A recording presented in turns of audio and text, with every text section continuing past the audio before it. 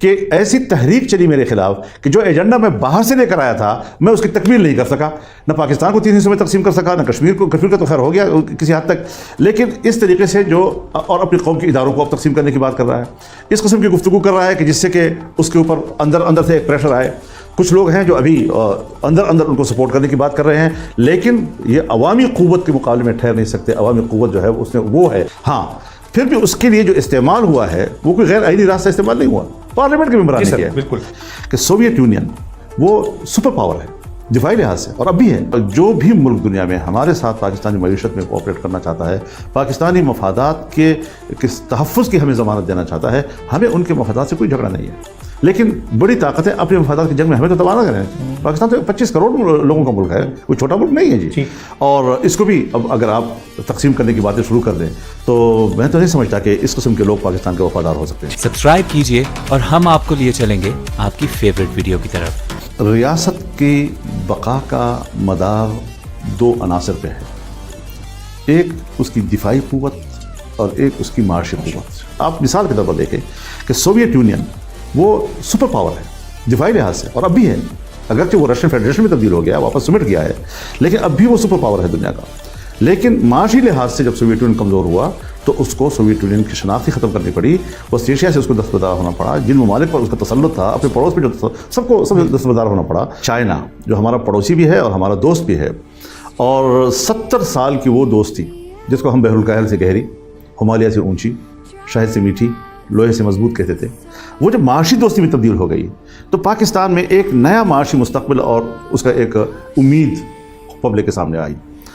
اس کے لیے مختلف شعبوں میں اس نے انویسٹمنٹ کی، مختلف شعبوں میں، آپ کی انرجی کے شعبے میں، آپ کی مواصلات کے شعبے میں، مختلف شعبے، ریلوے کے لائن آپ کو بچھانے کے لیے، تجارتی حوالے سے، تو آپ نے اس کو منجمد کر دیا۔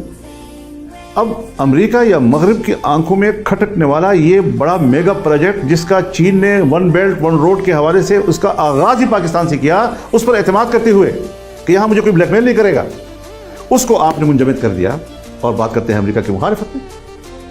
پاکستان کی تاریخ میں پہلی مرتبہ ایک امریکن شہری کو آپ نے لا کر اسٹیٹ بینک کا چیئرمین بنا دیا، اور جس نے کہ پہلے مصر میں بیڑا غرق کر دیا تھا وہاں کی معیشت کا، اس کو لا کر آپ نے ملک کی معیشت کا، اور پھر کیا ہوا کہ آپ نے اسٹیٹ بینک کی قانون سازی کر کے اس کو با اختیار بنانے کے نام پر IMF کے حوالے کر دیا۔ آج جو پاکستان کے پارلیمنٹ کو جواب دے نہیں، پاکستان کے پرائم منسٹر کو جواب دے نہیں، پاکستان کے کیبنٹ کو جواب دے نہیں ہے، ایک ایسی قانون سازی کہ جس کے تحت آج آپ کا اسٹیٹ بینک، آپ کو میں کہتا ہوں میری معلومات یہ ہیں کہ جولائی 2019 سے، جبکہ ابھی یہ خود مختار نہیں ہوا تھا، یہ پاکستان کے ساتھ وابستہ تھا، پاکستان کو جواب دیتا، تب بھی اس نے اپنے ملک کو 1 روپیہ قرضہ نہیں دیا، میری معلومات یہ ہے۔ تو اب تو پاکستان کو کبھی قرضہ ہی نہیں ملے گا اپنے بینک سے۔ سو اس اعتبار سے جب آپ اپنے بینک کو IMF سے وابستہ کر لیتے ہیں تو آپ نے IMF کو اتنا طاقتور بنا دیا ہے کہ اب وہ اپنے شرائط آپ سے منوائے گا، جب چاہے آپ کو دیوالیہ ڈکلیئر کر دے، جب چاہے آپ کو وہ بلیک لسٹ کر دے۔ یہ اقدام بھی اسی دور میں ہوا ہے۔ سر سی پیک کا تھوڑا سا بتائیے گا کہ کیا آپ کی ملاقات بھی ہوئی ہے چائنیز سفیر سے؟ تو کہاں کھڑا؟ آپ کہہ رہے ہیں کہ جی یہ جو معاشی ہمارا ایک مستقبل تھا وہ 4 سال میں تباہ ہو گیا، اور کوئی کمرشل زون بھی اب تک ایکٹیو نہیں ہے جو بہت ہی امپورٹنٹ تھا، تو کیا اب یہ دوبارہ شروع ہونے جا رہا ہے؟ کیا ہوگا سر؟ تھوڑا سا 2 چیزیں آپ کو بتا دیتا ہوں جی۔ ایک تو جو وہاں کے گورنمنٹ نے ایک لیٹر لکھا ہے پاکستان گورنمنٹ کو، وہ بہت حوصلہ افزا ہے، اور اس میں انہوں نے جتنے معطل محکمے تھے، جتنے منجمد پروجیکٹس تھے، جتنے معطل پروجیکٹس تھے، ان شعبوں میں دوبارہ کام شروع کرنا۔ اچھا، ماشاء اللہ، نئے شعبوں کا ذکر کیا ہے اس میں کہ ہم اس میں بھی انویسٹمنٹ کرنے کے لیے تیار ہیں۔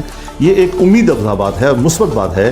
چائنا نے ہم سے منفی زبان میں بات نہیں کی ہے کہ آپ نے ہمیں یہ نقصان پہنچایا، یہ نقصان پہنچایا، یہ نقصان پہنچایا۔ البتہ وہ پاکستان کے اندر ایک موافق ماحول ضرور چاہتے ہیں آپ۔ تو یہ ساری چیزیں چائنا کی رپورٹ میں بھی ہے۔ ایگریکلچر میں بھی کچھ انہوں نے کہا ہے سر؟ کل میرے ساتھ جو بات ہوئی، انہوں نے ایگریکلچر کو پرائیورٹی دینے کی بات کی ہے، اور ظاہر ہے پاکستان 70% جو ہے۔ تو پھر اس کا مطلب یہ ہے کہ موجودہ جو حکومت ہے اس کے اوپر چائنا کا اعتماد ہے سر؟ اس پہ اعتماد بھی ہے، اس کے ساتھ وہ کام بھی کرنا چاہتے ہیں، اور میرے خیال میں پاکستان کی معیشت کو ہمیں پرائورٹی دینی چاہیے۔ اور جو بھی ملک دنیا میں ہمارے ساتھ پاکستانی معیشت میں کوآپریٹ کرنا چاہتا ہے، پاکستانی مفادات کے تحفظ کی ہمیں ضمانت دینا چاہتا ہے، ہمیں ان کے مفادات سے کوئی جھگڑا نہیں ہے، لیکن بڑی طاقتیں اپنے مفادات کی جنگ میں ہمیں تو تباہ نہ کریں۔ پاکستان تو 25 کروڑ لوگوں کا ملک ہے, کوئی چھوٹا ملک نہیں ہے جی. اور اس کو بھی اب اگر آپ تقسیم کرنے کی باتیں شروع کر دیں تو میں تو نہیں سمجھتا کہ اس قسم کے لوگ پاکستان کے وفادار ہو سکتے ہیں. اچھا حضرت, یہ مجھے تھوڑا سا یہاں گائیڈ کرتے ہوئے پھر میں ذرا 2-4 اہم امپورٹنٹ پوائنٹس بھی ذرا لوکل ایشو پہ. ایک تو اداروں کی تقسیم کے حوالے سے ذرا مجھے بتائیے, یہ بھی ایک بڑی سازش ہو رہی ہے. دوسری طرف اسلامی ملکوں کے حوالے سے بھی تقسیم کی بات کی جا رہی ہے, باضابطہ ایک سازش سامنے آ رہی ہے. اس کے اوپر تھوڑا سا دیکھیے, آپ خود اس کردار کو دیکھیں کہ ایک اسلامی تنظیم کانفرنس جس میں تمام اسلامی دنیا بیٹھتی ہے, کوئی زیادہ بڑا کردار نہیں ہے لیکن تھوڑا سا ایک گوشہ ہے کہ جس میں اسلامی دنیا بیٹھتی ہے. اس میں ایک لابی کے مقابلے میں ایک دوسری لابی تشکیل دینا, ملیشیا میں اس کانفرنس کو اپنی اتنی طاقت بھی نہیں کہ وہاں جا سکے, وہ بھی آپ نے جی. تو اس کے اندر کی جو ارادے ہیں وہ تو سامنے آ گئے, اور بات ہے کہ وہ بے بس ہو گیا. اسی طریقے سے آج اس وقت آپ دیکھیں جی کہ یہ جو حکومت کا خاتمہ ہوا, بہت سی چیزیں منکشف ہو جاتی ہیں انسان کے اوپر بھی. ہمارے ملک کے اندر ایک اشرافیہ ہے, ایک ایلیٹ کلاس ہے, اور اس میں ریٹائرڈ جنرلز بھی ہیں, اس میں ریٹائرڈ بیوروکریٹس بھی ہیں, اس میں اور بھی بڑے بڑے لوگ ہوتے ہیں. ان کے گھروں میں ماتم کیوں بچھا ہے؟ میں کیا مطلب اس کا لوں؟ یہی لوں گا نا کہ جس بین الاقوامی نیٹ ورک کے تحت اس کو لایا گیا تھا اور جو یہاں پر اپنے ایجنڈے کی تکمیل کرنا چاہتے تھے وہ ناکام ہوا تو ان کے گھروں میں ماتم بچھ گئی.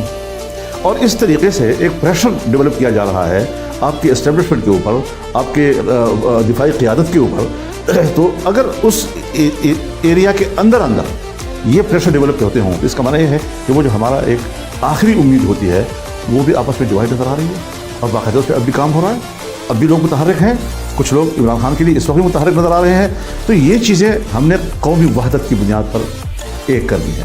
اسی لیے ضروری ہے آج کہ جو حکومت میں اس وقت ہیں, چاہے ہم اس کو ایک عبوری حکومت کہیں یا جو بھی کہیں, تھوڑی مدت کے لیے ہو, لیکن ہمارا اس وقت باہمی اتحاد ضروری ہے. دنیا ہم سے توقع رکھتی ہے کہ پیپل پارٹی ہو, مسلم لیگ نون ہو, جمعیت علماء اسلام ہو, ہمارے ساتھ جتنی بھی تنظیمیں جماعتیں اس وقت حکومت کے اندر شامل ہیں, یہ سب کے سب اپنی وحدت کو برقرار رکھیں. یہ ایک قومی وحدت کا اظہار ہوتا ہے, اور اس کو شکست دینا کوئی آسان کام نہیں ہے. یہ روز روز کی جلسے یہ کوئی حیثیت نہیں ہے, جیسے ہم بھی بور کرتے رہے ہیں, اور یہ ہم ان کے جلسے تو ہمارے مقابلے میں جلچڑیاں ہیں, کوئی حیثیت ان کی نہیں ہے جی. اور کیمرے کے ٹریک سے وہ ایک شوشہ کر لیتے ہیں, جب آپ اس کو صاف کرتے ہیں تو کوئی جلسے کی اہمیت نظر نہیں آتی. تو یہ چیزیں ہم نے دیکھی پا لی ہیں جی. اور روز روز بیانیہ تبدیل کرنا, روز روز نیا جھوٹ گڑنا, پھر اس کو چلانا, اور پھر ان کا ایک پرانا قسم کا جو ان کا بڑا اسٹیبلش ایک سوشل میڈیا نیٹ ورک ہے وہ بہرحال ہے اپنی جگہ پر, اس کو وہ استعمال کر کے سمجھتے ہیں کہ واقعی کوئی. تو ایک تو سوشل میڈیا کا ہم نے کبھی نوٹس نہیں لینا, اور سوشل میڈیا اتنی چیز نہیں ہوتی کہ ہم اس کے دباؤ میں آئیں. ہم پبلک کی رائے کو اپنی کارکردگی سے ٹھیک کریں.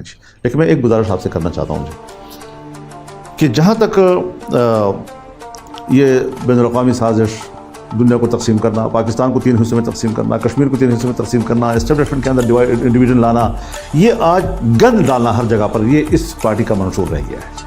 عمران خان کا منشور سوائے اس کے اب اور کوئی چیز نہیں ہے کہ جہاں جاؤ گند ڈالو. پریزیڈنٹ ہے اس کا بیٹھا ہوا ہے جی, یہ وہ حرف نہیں اٹھا رہا. اب یہ آئین کی خلاف ورزی کر رہا ہے. بزدار صاحب التی پلتی مار کر بیٹھ گیا کہ میں وزیر اعلیٰ ہوں, میں نہیں نکلوں گا. نکالنا پڑا اس کو. گورنر بھائی تم وفاق کے تابع ہو, تمہیں نکلنا پڑے گا, نہیں جاتا. خواہ مخواہ ہر جگہ پر ایک ہنگامہ کھڑا کرنا. اسپیکر, ڈپٹی اسپیکر سب نے غیر آئینی کام کیا, اسی طرح وزیر اعظم نے کیا, صدر نے کیا. اب آئین جو ہے اس کے تحت ایک ادارے نے فیصلے دے دیے ہیں. اب آپ نہیں ہیں اسپیکر, آپ نہیں ہیں ڈپٹی اسپیکر, آپ گند کیوں ڈال رہے ہیں؟ آپ نہیں ہیں وزیر اعظم, آپ گند کیوں ڈال رہے ہیں؟ تو یہ گند ڈالنا, اس نے پورے 3 سال میں گند ڈالا, غلطوں سے ملک کو بھر دیا, اخلاق کے لحاظ سے بھی, معاشی لحاظ سے بھی, کارکردگی کے لحاظ سے بھی. اور ابھی بھی ان کی جو ایک پریشانی ہے وہ یہ ہے کہ ایسی تحریک چلی میرے خلاف کہ جو ایجنڈا میں باہر سے لے کر آیا تھا میں اس کی تکمیل نہیں کر سکا. نہ پاکستان کو 3 حصوں میں تقسیم کر سکا, نہ کشمیر کا تو خیر ہو گیا کسی حد تک, لیکن اس طریقے سے جو اور اپنی قوم کے اداروں کو اب تقسیم کرنے کی بات کر رہا ہے, اس قسم کی گفتگو کر رہا ہے کہ جس سے کہ اس کے اوپر اندر سے ایک پریشر آئے. کچھ لوگ ہیں جو ابھی اندر ان کو سپورٹ کرنے کی بات کر رہے ہیں, لیکن یہ عوامی قوت کے مقابلے میں ٹھہر نہیں سکتے. عوامی قوت جو ہے اس نے وہ ہے کہ جس نے اس کو اتارا ہے. ہاں پھر بھی اس کے لیے جو استعمال ہوا ہے وہ کوئی غیر آئینی راستہ استعمال نہیں ہوا, پارلیمنٹ کے ممبران نے کیا. بالکل. ہم لاتے ہیں ٹاک شوز اور انلمیٹڈ انٹرٹینمنٹ صرف یوٹیوب پر. اگر آپ نے ابھی تک ہمارا چینل سبسکرائب نہیں کیا تو ابھی سبسکرائب کریں اور بیل آئیکن کو کلک کر کے ہماری لیٹسٹ ویڈیوز کے بارے میں اپڈیٹ جانیں.